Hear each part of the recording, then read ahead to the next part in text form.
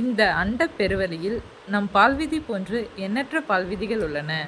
வெளியே நின்று பார்த்தோமெனில் சிறு தூசி போல கோடிக்கணக்கான பால்விதிகள் தூசுகளாக தெரியும்.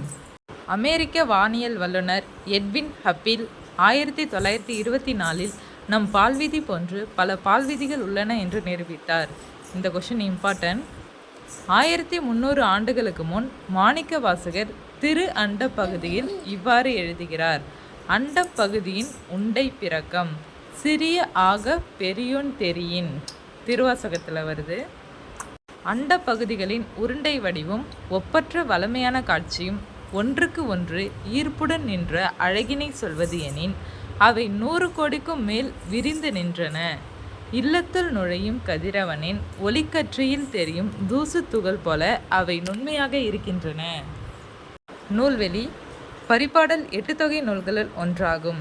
பாடப்பகுதியிலுள்ள பாடலை எழுதியவர் கீரந்தையார். அதாவது 10th புக்கில் பரிபாடல் எழுதினது கீரந்தையார். இந்நூல் ஓங்கு பரிபாடல் என்னும் புகழுடையது. இது சங்க நூல்களில் பண்ணோடு பாடப்பட்ட நூல். உரையாசிரியர்கள் இதில் 70 பாடல்கள் இருப்பதாக கூறியுள்ளனர்.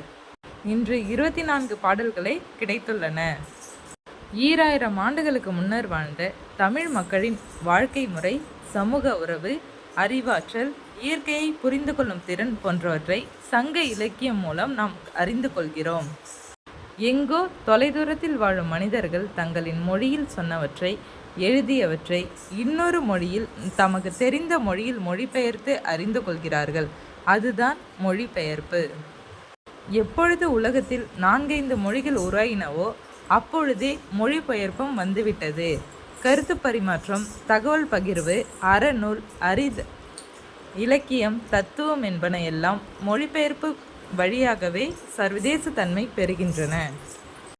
ராகுல் சாங்கிருத்யாயன் 1942 ஆண்டு ஹஜ்ராபாத் மத்திய சிறையில் இருந்தபோது வால்காவில் இருந்து கங்கை வரை என்ற நூலை இந்தி மொழியில் எழுதினார். 1949 ஆண்டு இந்நூலை கணமுத்தையா என்பவர் தமிழில் மொழிபெயர்த்து வெளியிட்டார். இன்று வரையில் வால்காவிலிருந்து கங்கை வரை ஒவ்வொரு தமிழரும் விரும்பி படிக்கும் நூலாக இருக்கிறது.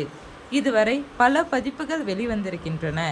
1949 கணமுத்தையா மொழிபெயர்ப்பு, 2016 டாக்டர் என் ஸ்ரீதர் மொழிபெயர்ப்பு, 2016 முத்து மீனாட்சி மொழிபெயர்ப்பு, 2018 யூமா வாசுகி மொழிபெயர்ப்பு.